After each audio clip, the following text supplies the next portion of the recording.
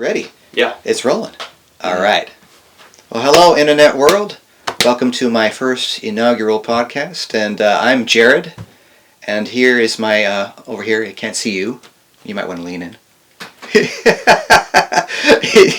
it, are they just getting a figure or are they just getting in your face? We'll do a face reveal in the next episode. Okay, next episode. He's stepping off the camera. So this is my brother Wyatt, brother in Christ, as I like to say. But anyway, yes. So with the topic of the day, of course, is can you be gay and Christian? You know, very straightforward, and I promise you it's not clickbait. I mean, how often do you get online and you're looking at a video because the title enticed you and you click on it and it's like, wait, this has nothing to do with what I say. It's frustrating, right? Mm-hmm. Yep. And it's ubiquitous everywhere. Yeah, everywhere you go. Internet. Yeah, people are trying to sell you something, but I promise you I'm not selling you anything. I am here to tell my story, and I have personal experience with that particular title. So for those of you tuning in, I know there's a lot of people out there that are part of the gay community who've experienced church hurt in their lives, and I'm no different. I was raised in a Christian family. So this is basically my opportunity to tell you a little bit about myself and my story. So being raised in a Christian family, our life was always church. Everything. And we went to church 3 times a week. Sundays, sometimes 3 times a day on Sundays. We'd have the morning service, and we'd have the middle service right after lunch.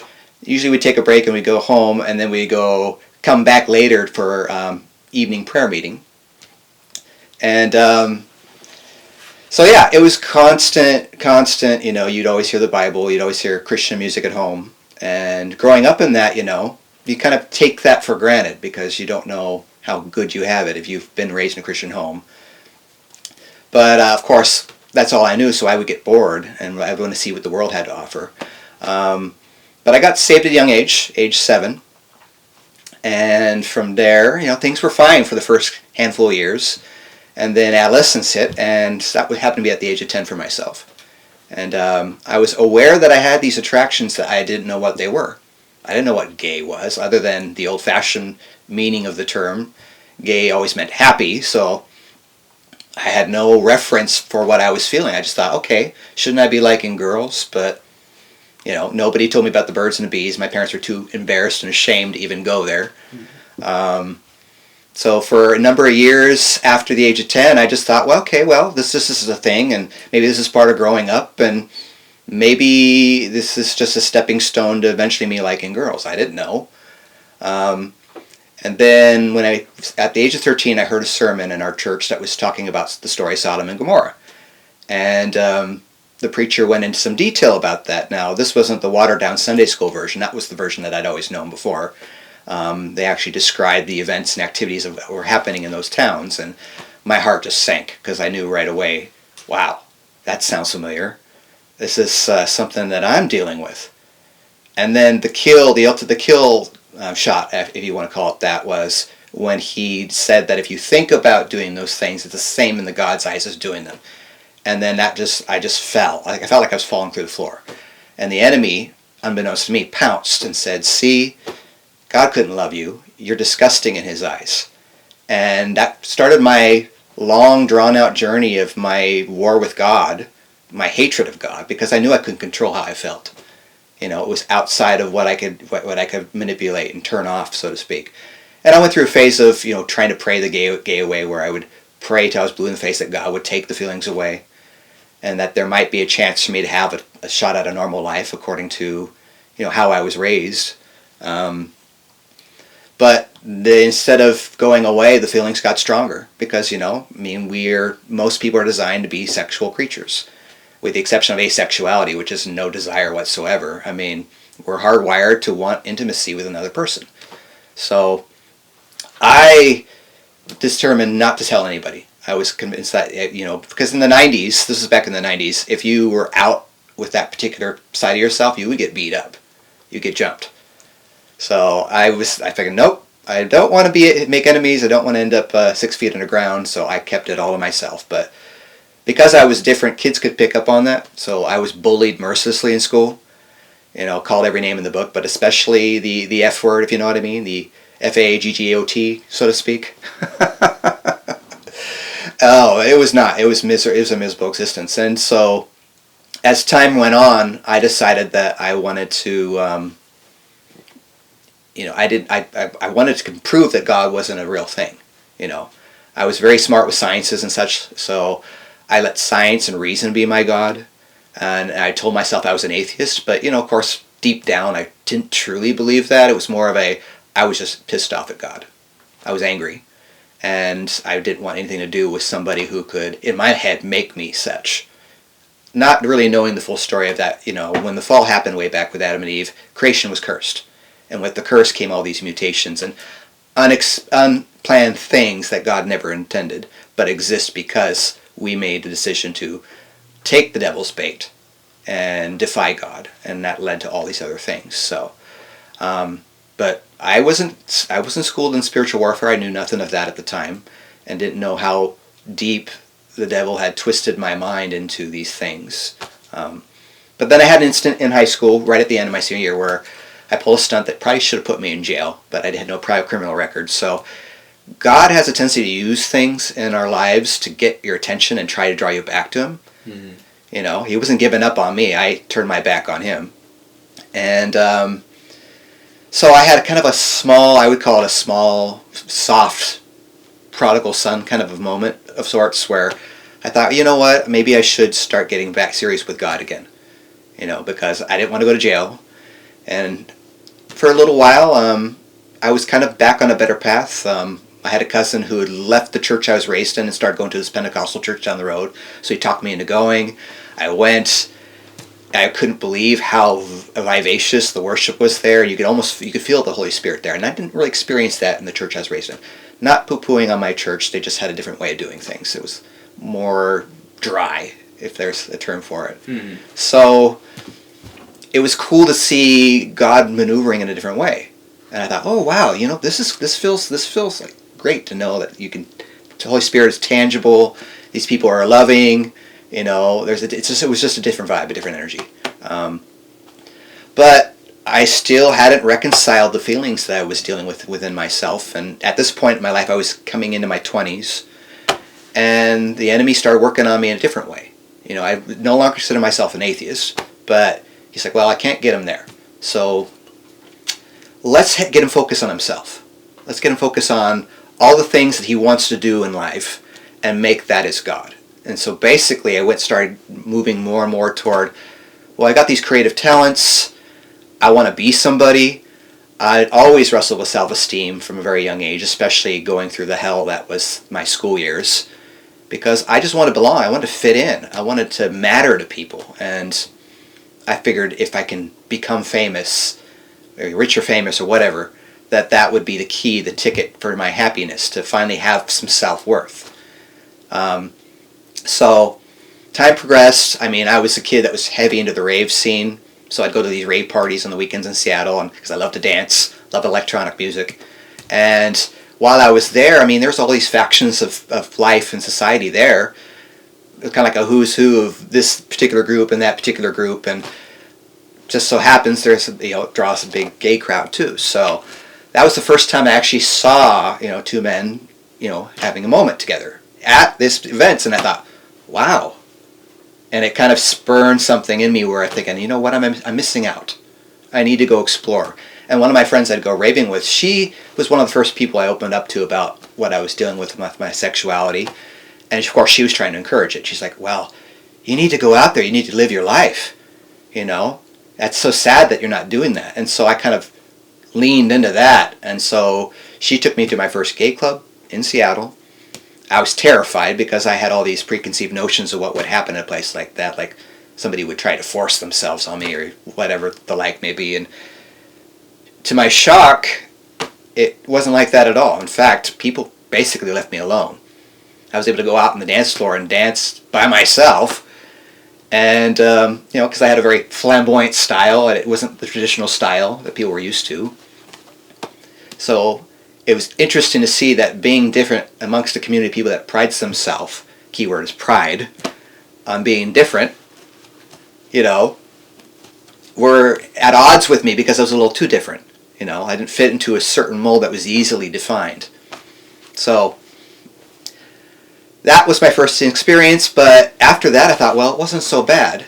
And I thought, well, okay, now I need to kind of start rolling this ball more. So I would go every weekend and try to go out and try to meet somebody. I was having a difficult time doing it because I've got a type, and there weren't very many of my type at these venues in Seattle. So, and the ones that were there were already taken. It was almost like they were being fought over in a sense. So, time went on. I got really heavy into my party lifestyle, and you managed to get a few dates through these stupid social media dating apps. At that time, Facebook was still kind of growing. It wasn't a full-fledged thing. It was more of a MySpace thing. But if you wanted to meet people, it was more or less you get these apps at the time, or dating services that you would hire, and then you would use the internet to, scroll left, scroll right. That was kind of a thing then too, and it gives a breakdown. So I met some people, went on dates, it was very anticlimactic, wasn't what I was expecting. And then I kept thinking, you know what? This Seattle's too small of a pond for me. I need to go somewhere bigger, where I can meet a wider variety of people. And I thought, that's what I need to do. I wasn't going to grow as far as my career aspirations and all the different things I want to try and do in Seattle. It was too small. So I thought, it's time to spread my wings, and I decided LA would be it. It was either LA or New York. And LA was where I landed because I'm a West Coast kid. I'd never been to the East Coast at that point in my life. So LA, at one point I decided I'm doing this. I sold most of my stuff, packed up what I could into my car, and then did the 20-something hour drive down from Seattle. And that was the start of some real craziness. I got a crash course on what the whole LA entertainment scene is all about. And for those of you that don't know, the Occult runs the show down there. He's checking to make sure that the levels are good and such. So anyway, we're good. We're golden. I'm going to keep going. Yep. All right. So yeah, LA was its own monster, and yeah, the Occult definitely has a stranglehold on how things are run there, unbeknownst to me. And being thousands of miles away from people that would give me any kind of moral compass was a bad recipe. I was like a kid in a candy store, free to try whatever. And in LA, you can find whatever you want to do, whatever you're into under the sun there. I went headlong into this whole life of hedonism, partying, and all the while I'm thinking, well, I'm going to go to these clubs, I'm going to go here, going to go there, I'm going to run into the right people, and they're going to be so inspired by me, and it was such a naive mindset that they're going to want to sign me up or put me in their movie and this and that. Did not work that way. In fact, if you do meet famous people in the club scene in LA, the last thing they want to do is talk about what they do on the side. They're there to have fun and not be bothered with all that. But I did all those things, and so years passed into my LA thing. Made a lot of mistakes. Started getting really depressed because I wasn't succeeding in my career. Managed to find a lot of lovers, but I could never tack down a significant other, which is really what I wanted at the time. And I kept thinking, wanting all that validation from people, places, or things was probably the primary problem that I had. Because, especially with people, if all your hope and happiness is hanging on that, you will be disappointed every time. But I didn't realize that. I was trying to find that one person to make me feel like I had value in life. And every single person that would reject me or turn me down, or it was a one-off, a one-night stand and then gone, it all did was reinforce the negative stereotypes I had about myself.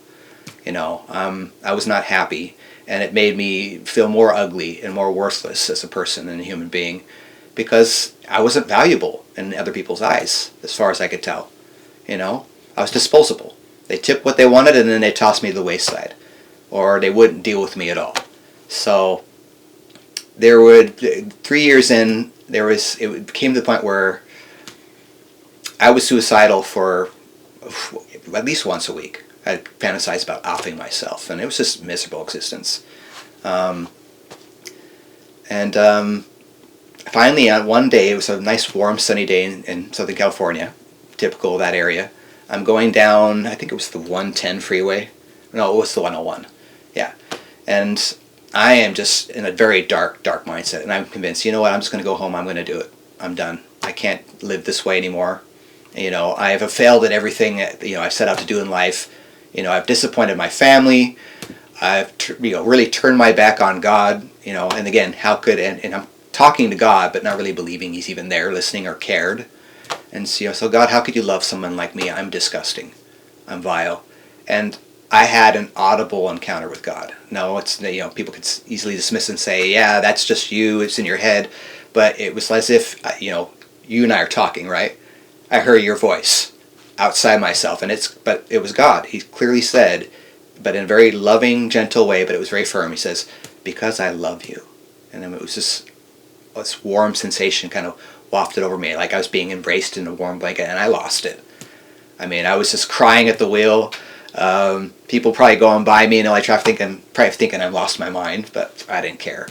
To have that tangible evidence that God is present, God knew I needed that, because I'm very much like a doubting Thomas in the Bible. I need proof. I need something that I can wrap my head around. And so I would love to say that was the start of me going back to God. It was oriented me in the right direction, but it wasn't an overnight thing. I didn't have that 180 that some people get when they haven't encountered God. I still wanted my cake and eat it too. So, but at that point in my life, I was determined to take my faith more seriously. And then within the next couple of years, I thought, you know what, I can't do this LA thing anymore. I need to get out of here. You find out what the industry is really all about and how the casting couch applies to everybody, even children in that town.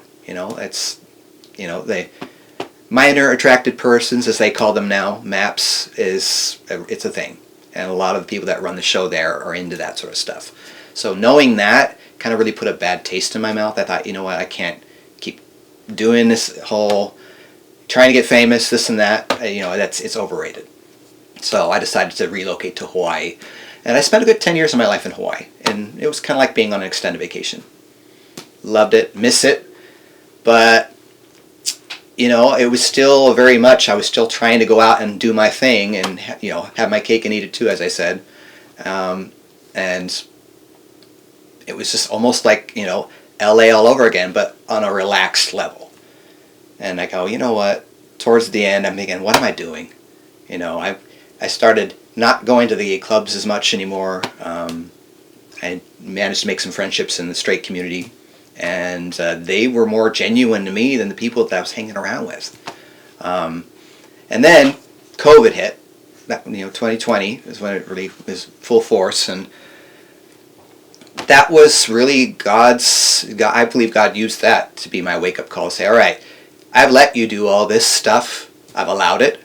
But now it's time to get serious with me. Your relationship with me should be your front and center in your world. So, people talk about the Great Reset during that whole period of time. And I decided, well, I'm going to have a great reset of my own life, where I'm going to reorient myself and just be all you, Lord. So, reiterating what the opening statement was, can a person be gay and Christian? The answer is yes and no. Now, that might be an annoying answer, but let me quantify what I mean by that. So, you can have feelings. There is nothing wrong with being different. God allows these differences for a reason, but what you do with that different is everything. Are you doing it to serve yourself and your selfish ambitions and desires, or are you doing it to serve a higher power? Are you doing it to make a difference in this world? And if you're a Christian, God should be your own all. Because the moment you take your eyes off God, then those things become your God. And I was my own God. My need for people and relationships, that was my God too. My need to matter. My talents. I made so many things into idols, not realizing it. But God should have been the first and foremost in my life, and then everything else would have probably fallen into place as it should. Would have been easy? Absolutely not. In fact, to be a Christian is signing up for a lot more stress and duress than you would if you would just go with the flow. Because the world's all about going with the flow. Into that. All right, Jared. So you and I both believe that human nature is fundamentally broken, and that the heart is deceitful above all things. Yes. And that we can do no right. Now, lots of people in the secular world don't believe that. They don't want to acknowledge that. Right. And specifically in the LGBT community, people are not going to believe that.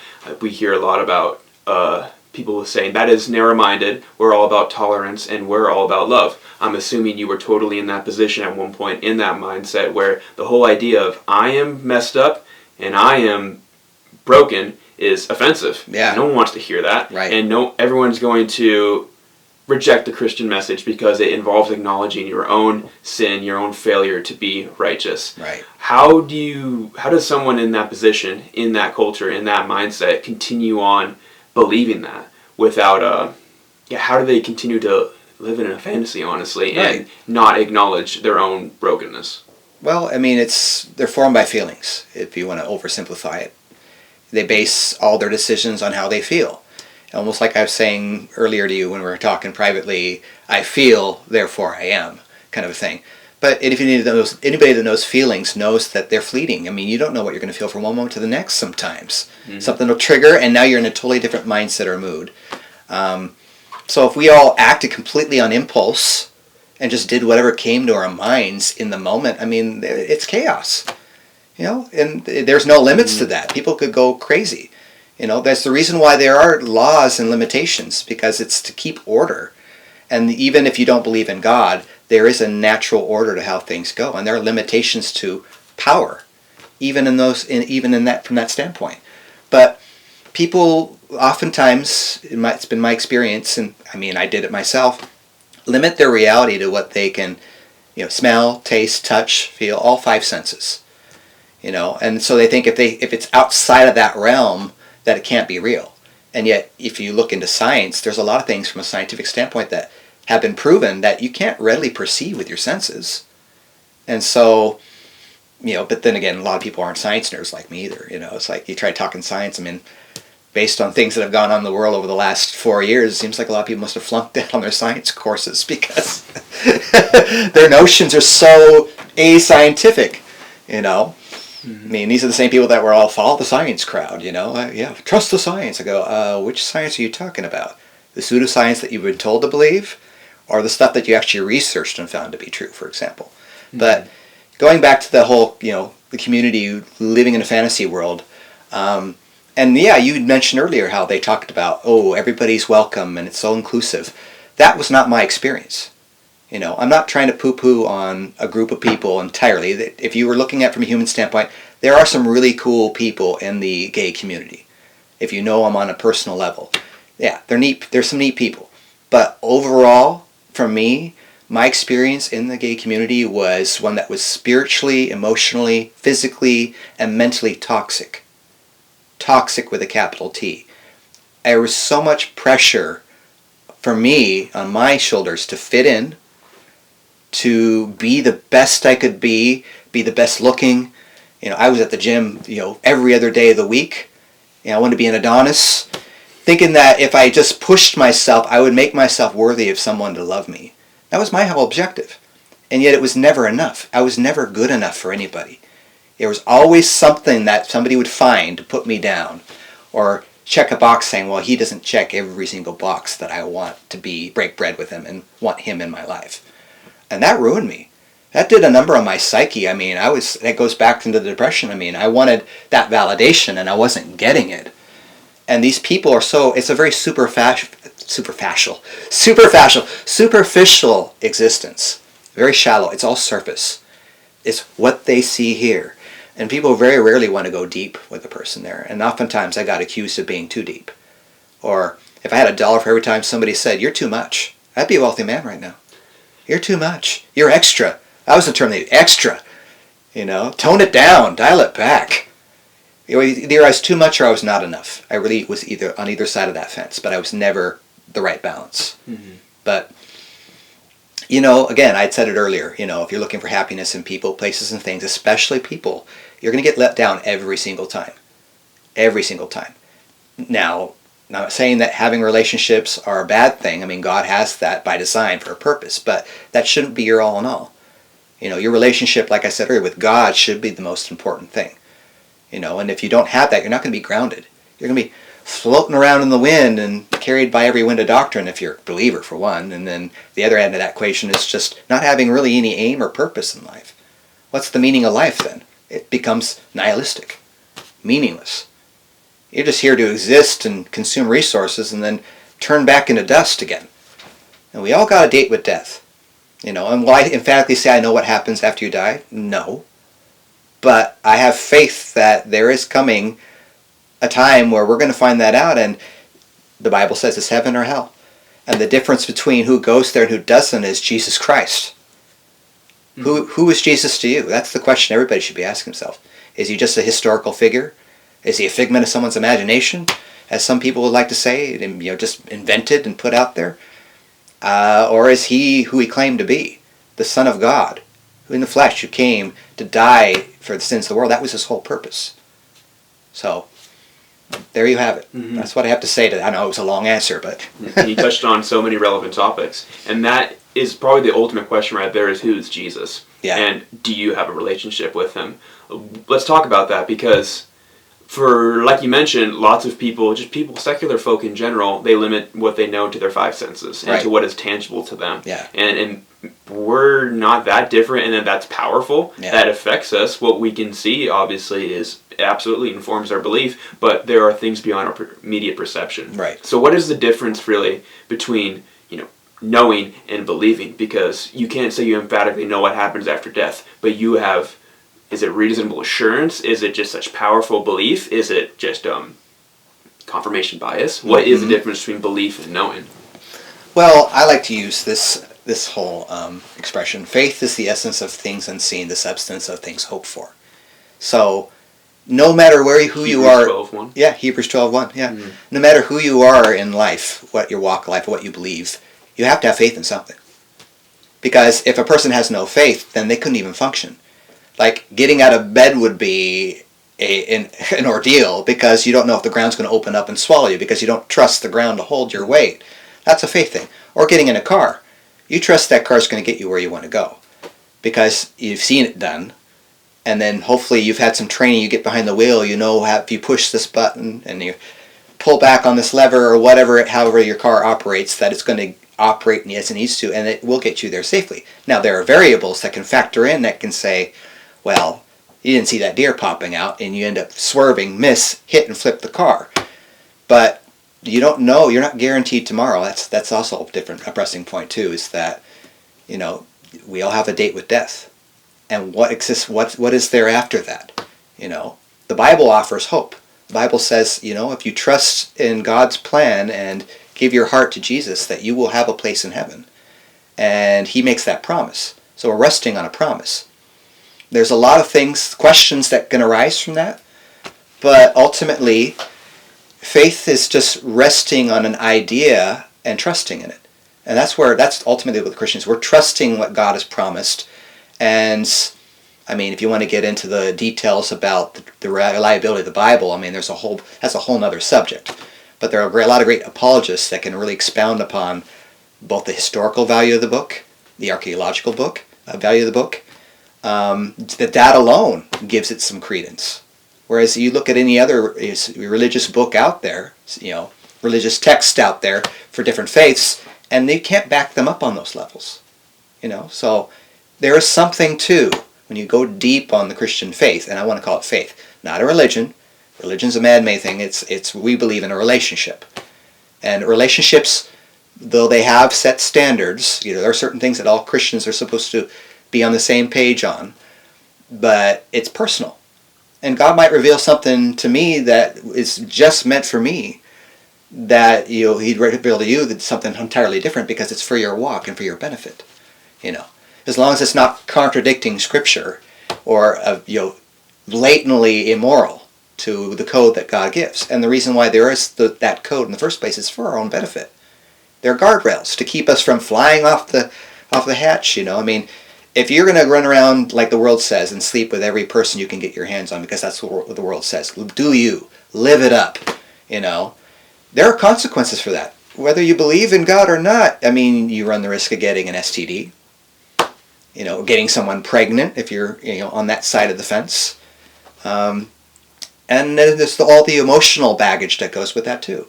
I mean, a lot of people don't realize that when you sleep with somebody, your body makes a promise whether you do or not, because it's a spiritual transaction. You're transferring energy, and there's a term called soul ties. I mean, being active in the gay community for almost 20 years of my life, I have so many soul ties I've lost count. I couldn't tell you the number. You lose track, and a lot of times you get your heart broken from somebody, and the only way to get over it is to find somebody new to replace them, to wipe your memory. So it's a vicious cycle. And you wonder why the world's so messed up and people are so miserable. I mean, statistics don't lie. People are so depressed in this day and age, regardless of who you are, but especially in the gay community. I would say 80% of the people in the gay community have experienced some form of depression in their lifetime, and consistently so. You know, because you're chasing the wind. You know, you're putting all your eggs in one basket and all your hope and happiness, again, in people, places, and things. And that's not, it's temporary. It's not going to last. Whereas, God is eternal. And again, going back to the promise, He's promised us things in the Bible, and so far every promise I've seen the Bible speak on has come to fruition. Yeah. Anyway, we're wrapping it up here. Or That's moving my on. signal to keep going. Keep going. Okay. Yeah, to ignore me. Okay, yeah. Why, of course, is conducting so faithfully on the side here. I'm sure one day you guys will see him, but... One day. One day. Sure. Anyway. Jared, you said you were saved when you were 7 years old. Yes.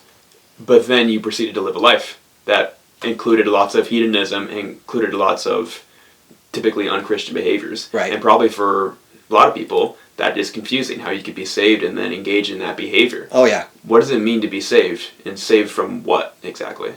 Well, first of all, being Christian, just because you are a Christian, does not mean that you will not sin. I mean, anybody who's being honest knows that. We're far from perfect. We're sinners saved by grace. But that grace shouldn't be a license to run off and do whatever you want to do. But I bought into the lie that the enemy had sold me, saying, well, first of all, how could you love a God that, made you thus, according to the enemy's camp? Where in reality, I didn't realize that, well, going back to the curse, creation's cursed, and so these mutations that exist are part of the curse. It wasn't the original design, but creation got corrupted, and it led to all these other things that came from that. Now, going back to the... my train of thought's going choo-choo, going that way, this way, and all the others. So, but yeah, how do you reconcile that? I mean, at one point, as I progressed toward my war with God in my teen years, the enemy goes, you know what, there's all this stuff that you're not experiencing. And he plays the what-if game. He's really good at that. What if you're wrong about this? What if this is actually the way it is? What if the Bible was poorly interpreted? What if it's a lot of what ifs, and so when he gets you into that questioning narrative, it's easy to derail your faith and get you on a whole nother tangent that you would have never otherwise been on. I thought maybe I was missing out. Like, if I don't experience these things, and then what if I die, and all that I was taught to believe and hold true wasn't the reality? Then my life would have been a waste, and I'd missed out on all these things. So that was the catalyst that got me to justify exploring that behavior. Because, what if the Christians are wrong? What if their interpretation of things isn't accurate? So I was exploring all those mindsets during the course of my life. But all the while, my so-called search for truth and defining reality, I was, again, miserable for it because I wasn't connected to the source anymore. I turned my back on God and was going through all these secondary things. I mean, one thing that the devil's a master of is he's the master of imitation. Second-rate things. Always imitate, never duplicate. He'll give you an alternative to the real thing that at face value seems good. And yeah, like when you're doing something pleasurable, it's going to feel good because you get that dopamine release. So if you're looking at it from that standpoint, technically everybody's a drug addict. Because when you do anything fun, you get that dopamine spike. So we get hardwired to want more of that. And then, so the enemy knows that, and he knows exactly which buttons to push to get you to pursue whatever pleasure it is that you're into, and make that your God, because you want that high. But the thing with that is that it's the law of diminishing returns. You put your energy into that, and now the first round of it isn't good enough. You need more of the same thing, and it's got to be exaggerated and raise the bar higher and higher and higher, because that first hit wasn't good enough on face value. Now you need an extra boost of it. But it's a good way to burn out. Yeah. So that to me is safe. You said save from what? Save from myself. Because when you look inwardly and you're not looking to the source of all things, you'll be a wreck. You're cutting yourself off from the source of all things, of all good, which is God. And look inwardly, and now the world says, well, look within you. The truth is in you. I want to puke in my mouth every time I hear that. It's like, really? Look within you. The truth is in you. Seek and you shall find. Do you. Live your truth. YOLO. That's to me, it's all stupidity. You only live once. Well, you know what? We're all energy at our core. And when you pass away, that energy goes somewhere else. It doesn't just disappear. So that's how I would answer that question. It's this, what are you saved from? You're saved from yourself ultimately. And you're saved ultimately from hell, because separation from God is hell. But there is a physical place called hell.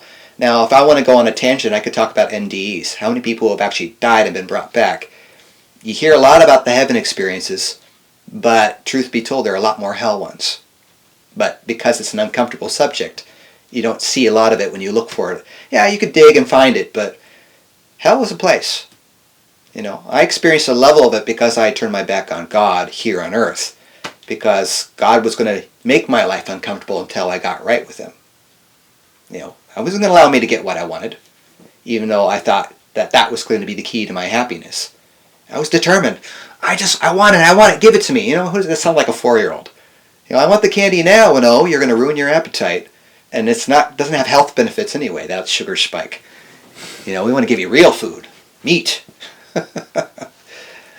So like yourself, most people in the LGBT community have struggled with church hurt and overall just poor treatment from Christians who proclaim to be loving and serve an all-powerful God, and yet they have horrible experiences in the church or with people that claim to know this God. You yourself have struggled with the same thing. Yeah. Reconciling all that faith together. What is the proper response of the church and of Christians to people in this community and people who are currently far off from God and want to gratify themselves through sexuality? Right. Well, let me couch it this way. So the Bible talks about 2 laws: the laws of the Spirit and the laws of the flesh. Those that are in Christ are not subject to the laws of the flesh, but it's there. But they are aware of the law of the Spirit. Whereas somebody who is not in Christ, they're completely carnal. The spiritual things would seem like madness to them. The Bible even verifies that, because they can only perceive worldly things, their own flesh, their own desires. So to those of you that aren't believers, aren't Christians, yeah, this is going to sound like crazy talk to a lot of people. And I get that. People thought Christ was crazy, and he was accused of a lot of different things too. But if a person got saved, say, at a young age, like I did, and then they get to a point in their life where they decide to kind of go off the wagons, and a lot of people have backslide in the Christian faith and go off the deep end and decide to go do whatever the world tells them to do.